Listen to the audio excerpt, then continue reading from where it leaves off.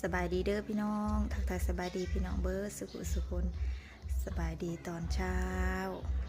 ตอนนี้เฮากำลังสิมาปั่นน้ำอ้อยนี่อันนี้สิเป็นกระตุกใหม่เฮายังประทันไรใส่ฟ้าพี่น้องเฮาก็สิมาปั่นเอาน้ำอ้อยไปให้สาวสุปนีหลัดกันอยู่บ้านโพนเพราะว่าเฮาหลัดกันอยู่บ้านโพนพี่น้องนี่ขอบคุณผู้ใหญ่ใจดีที่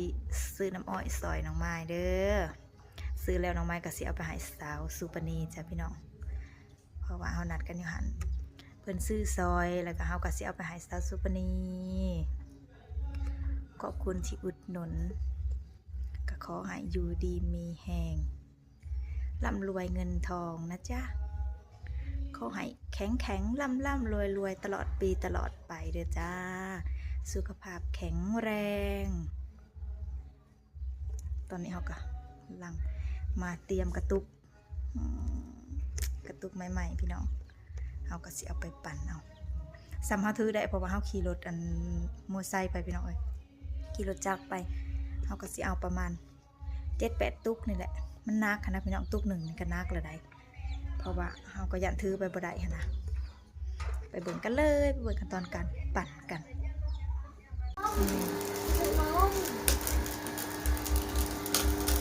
เอาค่อยๆหนึ่ง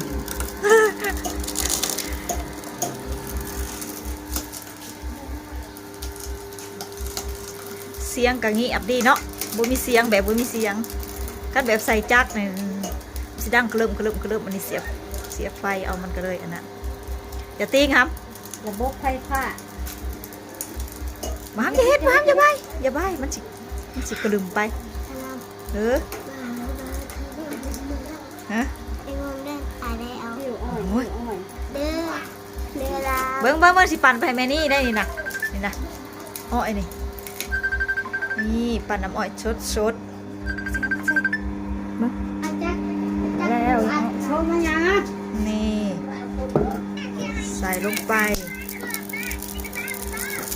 แม่น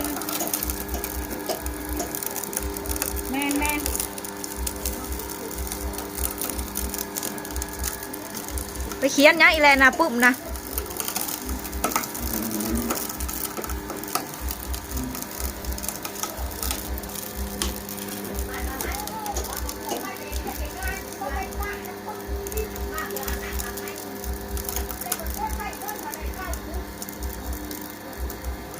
จักว่ายังกันทางนอกนึงอะสนั่นพันพื้นอยู่บอกพี่จังพี่น้องเอ้ยเสียงสนั่นอะไรเต็มเลยป่ะถ่ายคลิปของพี่น้องเบิ่งกันได้ยินแต่เสียงทางนอกบรรยายกันสนั่นพันพื้นจักพากันว่าตื่นมาคำมาต่างวงซุ่มกันบ่เลือดจวดกันสาวสุปนีเตรียมคอแข็งไว้โรเดอร์คอบ่แข็งแบบเป็นวัดจ้อยต่อต้านกับความหวานให้มันได้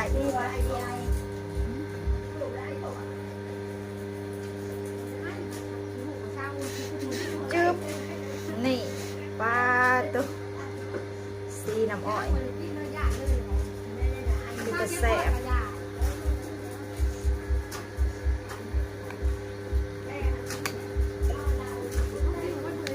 ปลาสีเขียวดุย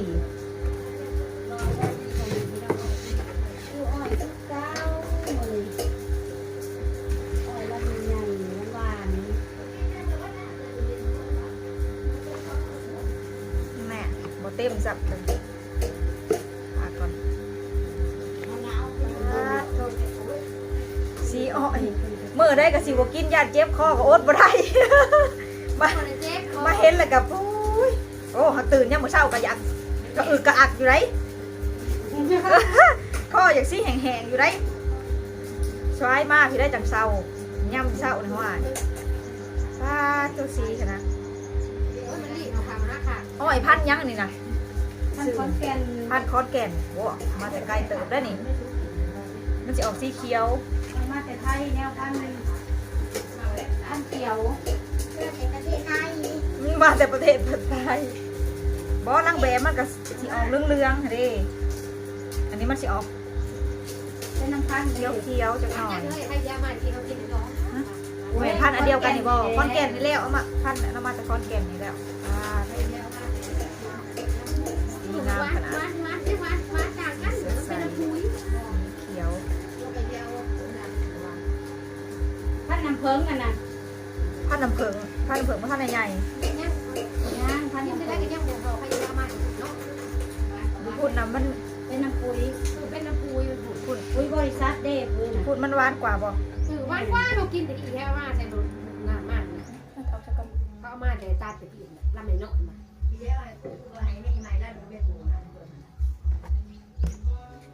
หวานแบบหวานนัวหวานแช่นะ เอาเอง หวานแซ่บ หวานแบบอยากเข้มมันนี่น่ะ บ้าบ้าเข้มแล้วไหนอยู่ได้ เออ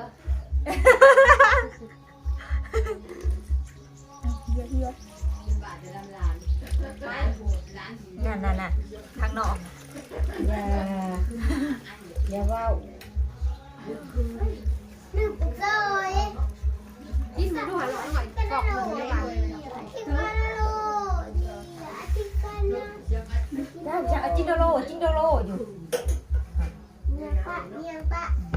ะ ได้ยังมันมากินข้าวล้างอ้อยนะกว่า เนียปะเนียปะ เมียงปะอยู่ ว้ายังโกบินฮะใช้อันนี้นะยังอันนี้นะฮะเฮ้ยได้แตะปากกันได้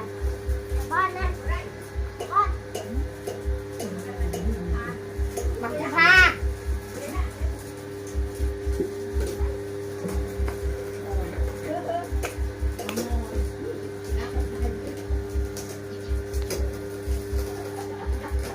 ว้าวมาสร้างตัวลูก ตื่นนอนกับบ่ไปอีกได้ แต่ว่าคนลูกไปกรุงเทพมันหาย ยังเคียนยังอันนี้เบิ่งเคียนใช่ว่านี่มันจังจีบออกได้เข้ามานี่ จีอ่ะเป็นพันลูกเลยจีอ่ะลูก เนาะ แต่ว่าได้พอเลย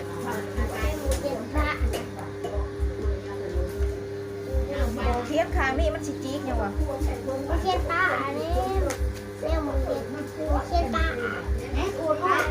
โอ้ยแตะนี่ก็ได้เอาแตะหมด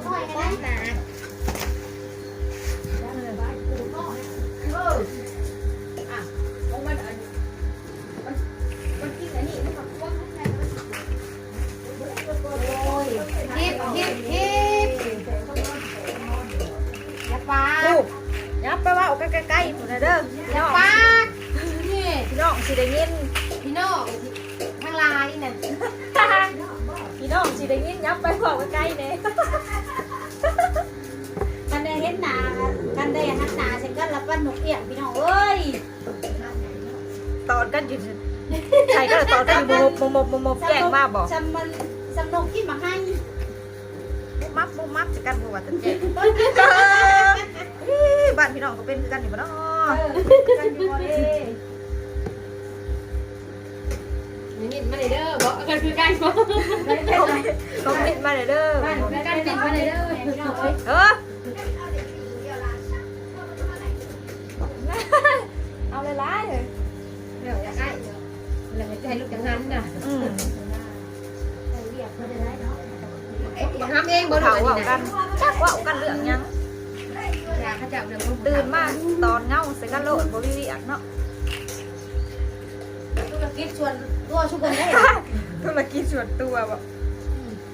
ได้คำว่าธุรกิจส่วนตัวได้ยังลูก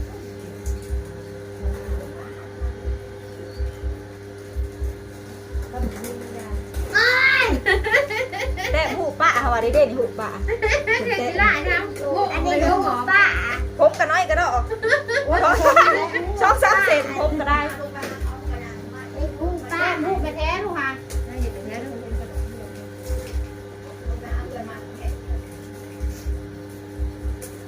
แล้วตัวเราคือเต้นปลอค่ะแต่เคยตัวการ กระแทวหายตัวนี้นะจูดเต็มจนว่าสิอัดบ่ได้ เราบอกเพื่อนแล้วมันหลอกลงไปเลย เพื่อนเนาะ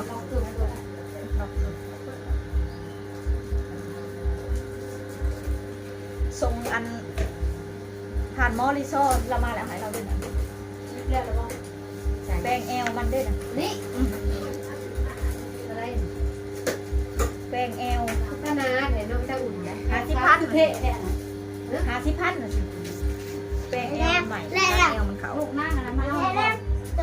ยังเออ เมื่อวาน สิ เนี่ยมา ลูกมันชุกเด่นนะน้อยๆนั่นน้อยๆลุงพูด ลุงยางไว้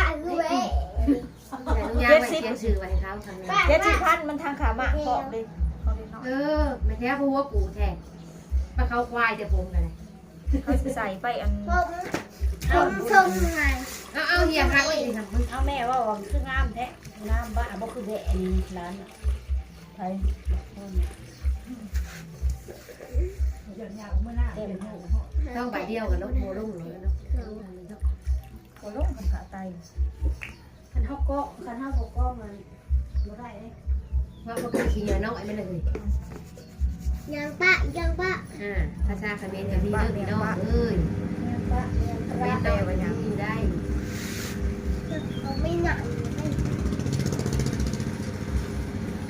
ปะเลี้ยงปะ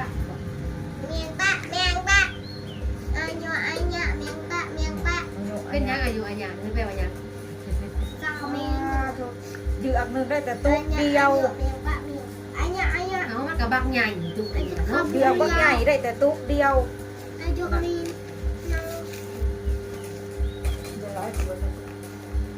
สี่เขาก็ได้สี่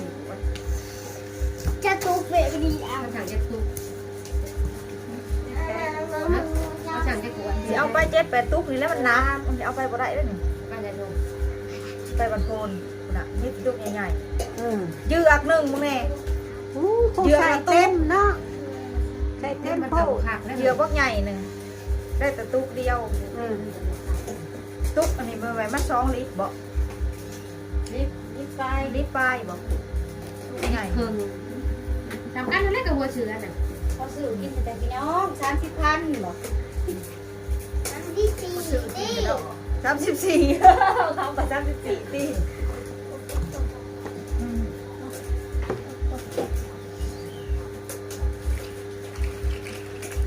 กินมันบ่ไว้ถ่ายเบาเนี่ยอยู่ เขาแบบปกติได้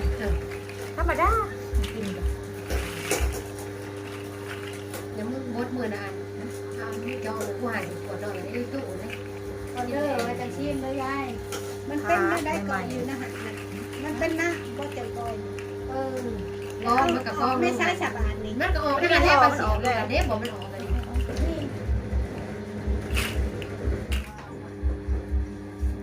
มันใหญ่หมดเลย ลำใหญ่ก็ได้ผ่าเนาะมันจังบ่นะ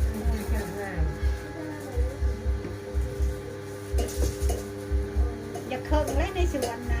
โอ้ยสิไปเคิงเลยแค่คนละสองกอ เบิดจักก้อนเล เดี๋ ย ยวเขาไปยังจับเก่า ยังบ่ได้เบิดง่าย นะอลิเนาะ กูเลยได้สีเดือนหากูเลย บ้านเราเงียบมากยันมาบ่ทันเงียบนะ โอ้ ยหัวมันทันหมด โห ปั่นแทน เดือน4เดือนหาผมมาจัก สิตู้เย็นเลยฮะเนี่ย ช่วงพันห่อเนาะช่วงห่อเดือน4เดือนหา พอวดดอก ที่จับเก่าไปเลี้ยงในสวนน่ะ เขาหนูอยากเด้จะว่าเมื่อวานมาคอมมิตเข้ามาอยากโดนวดดอกว่า เบิดดอกจะหน่อยกันมื้อนี้ก็จะคำเลยจะคำเลยยายมื้อนี้ จักเด้ไปไม่ด้วยใช่ถูก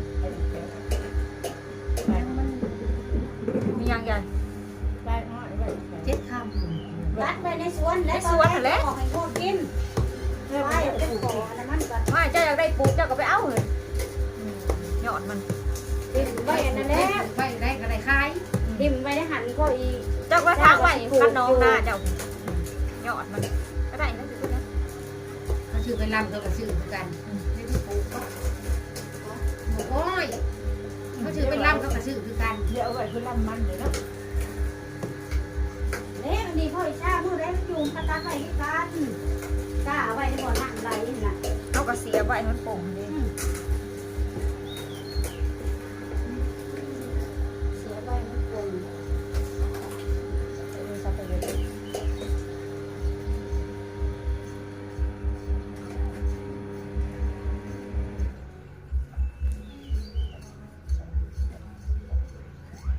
นี่ก็ทุกมือเสือจากเนาะ สามกันเลยกับว่าซื้อสามกันดิดไฟ เชื่อดิดเขิมด้วยกันเพราะไก่ทอดผักมันน่ะว่าได้ดิดไก่กี่มันน่ะ ต้องคักแน่